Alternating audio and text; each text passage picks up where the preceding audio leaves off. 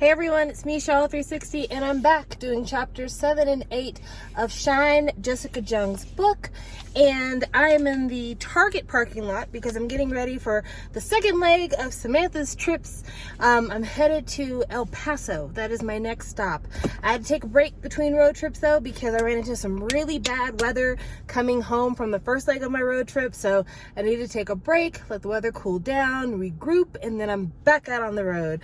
But I figured I would tell you about chapter 7 and 8 because I did actually finish reading them in traffic, but by the time I finished reading them, traffic started to move, so I had to drive. Sorry. Anyway, so chapter 7 begins with Jessica on the phone with Alex. Well, technically not. She's text messaging him because they don't really FaceTime or anything, but she's on the phone with Alex talking to him about just random stuff. Like, they have a conversation about what's your favorite vegetable. She likes cabbage, he likes cucumbers.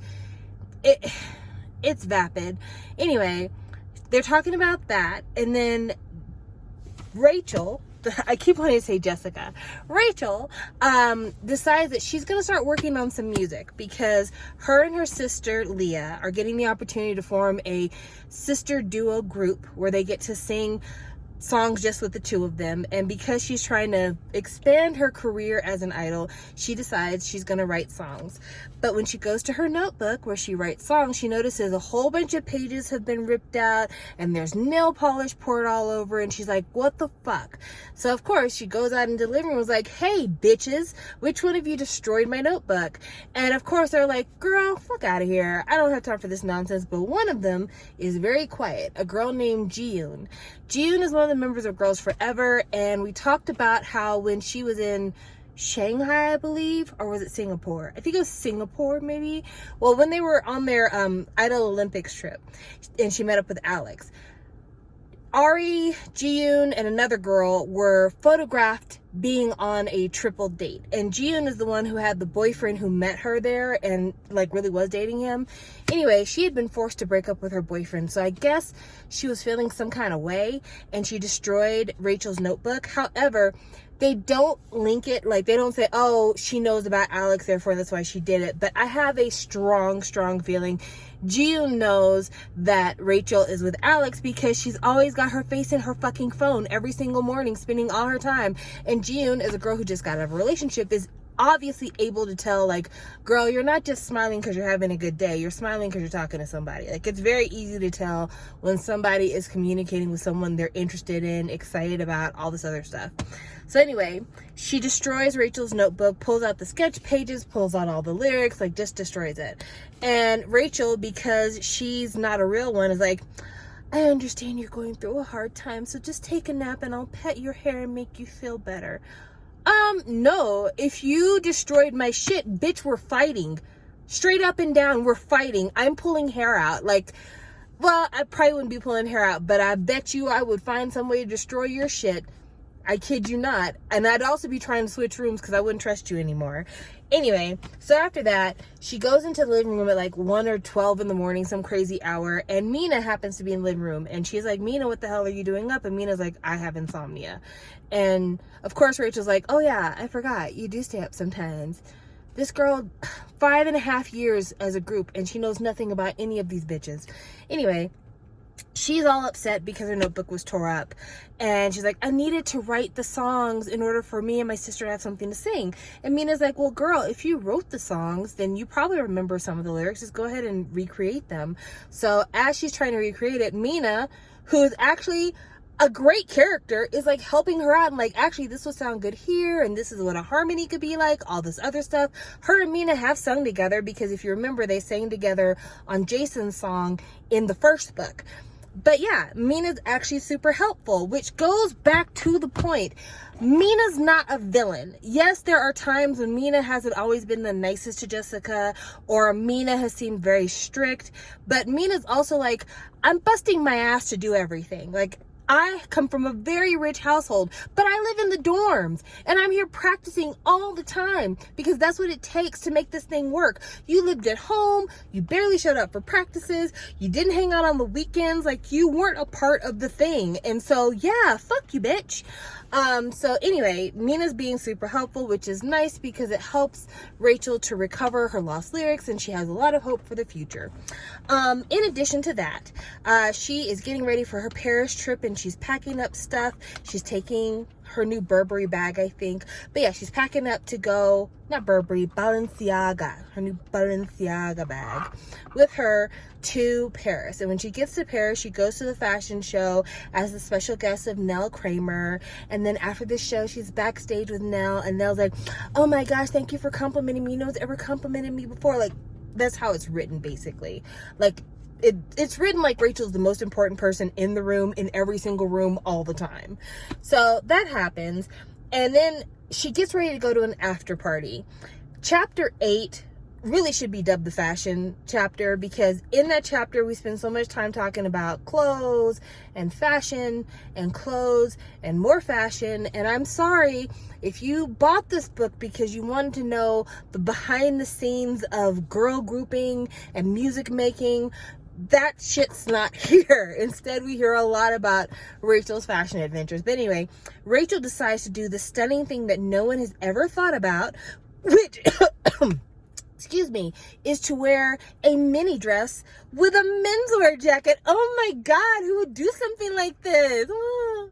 Anyway, so she pairs a big jacket with a mini dress, but apparently the mini dress is like low cut, so she needs double-sided tape, but the hotel she's in doesn't have double-sided tape, so she has to ask for a sticky bra in order to be able to wear this outfit. And then when she gets to the party, the sticky bra unattaches from her skin and starts sliding down. So she goes to the bathroom to try to fix it and gets stopped by a fashion photographer who's like, my husband, boyfriend, whatever, is a stylist, therefore I carry sticky tape. Which, when he said that, it really made me think like, okay, this is a photographer whose partner is a stylist, so he always keeps double-sided sticky tape. But you are a K-pop idol in an industry where wardrobe malfunctions are a huge deal, and you packed your whole bag full of your stuff but did not pack double-sided tape. That's odd. That's weird, especially because like I want to wonder if that was something that she did mean to pack and it got taken out of her bag, or if she really forgot to pack it.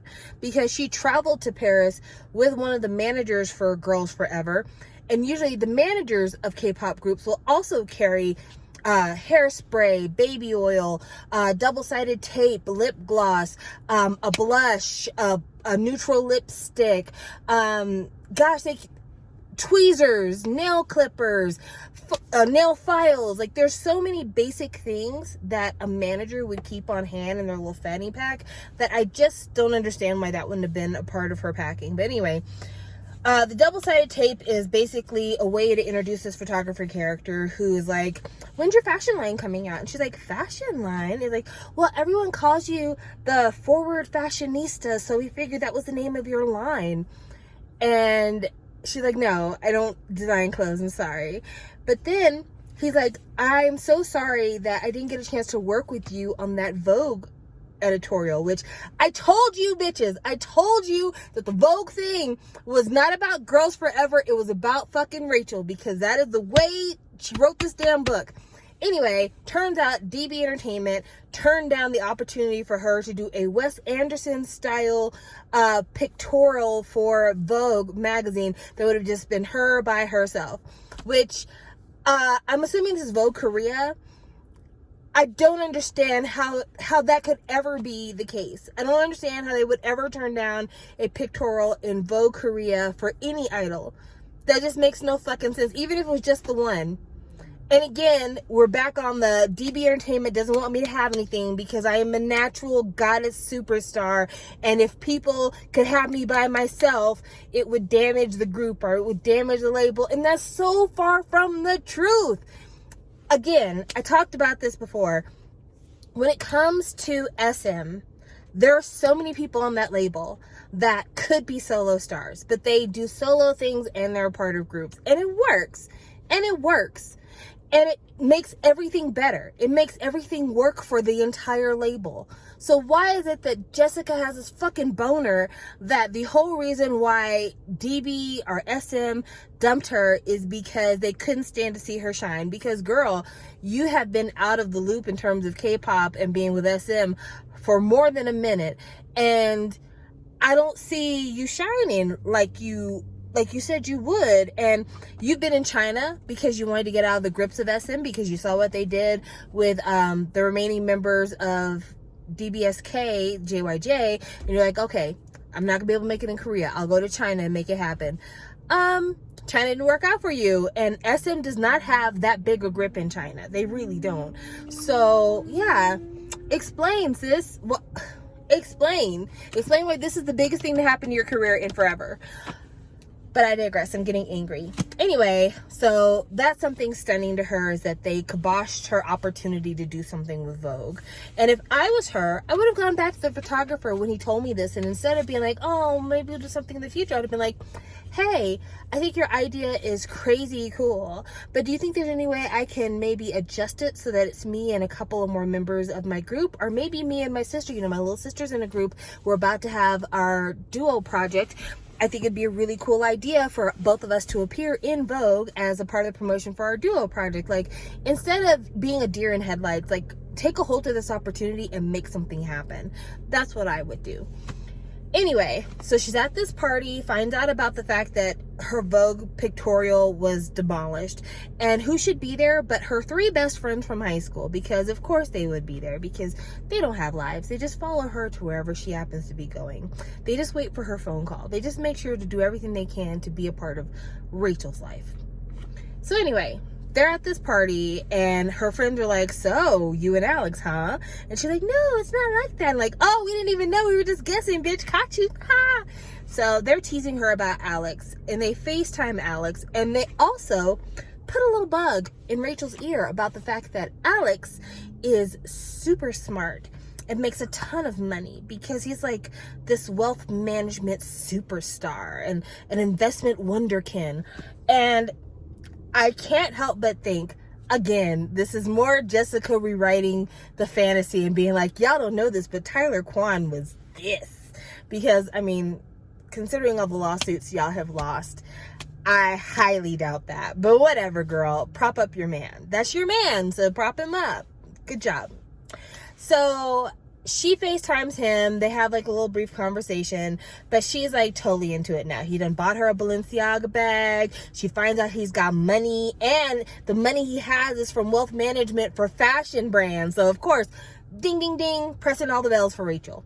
So the next day she gets up and is like, I'm going to explore Paris. So she's like, I'm going to go have fancy food, and I'm going to walk around the Champs-Elysees and, you know, look at the Eiffel Tower and go to Montmartre and do all this other stuff. She ends up at a cafe, and she spends hours at this cafe with her notebook. But instead of working on songs for her upcoming duo project, she spends all this time drawing clothes, because being in Paris and going to the fashion show last night, she's just been so inspired to start drawing away and sketching. Also, something that she could have included in this book, I know it might seem a little immature to some people, but it's something I would have really enjoyed.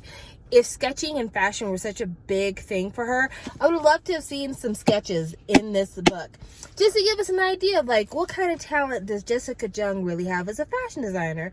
I digress. So anyway, she's sitting at this table at this cafe for literal hours sketching, when all of a sudden she's tapped on the shoulder, and she's like, oh, I've been here for hours. They're probably telling me I need to leave. Instead, guess who it is? It's fucking Alex, the stalker. Girl, I'm so tired. I'm so tired. But anyway, I'm going to read chapters 9 and 10, probably record my reaction to that. And I don't know, get ready to go back on the road again. Hopefully I'll be able to record in some neat place. I don't know, because my road trips have been wild lately. But yeah, that is it for chapters 7 and 8. I hope you guys are reading this too, and I'll talk to you later. Bye.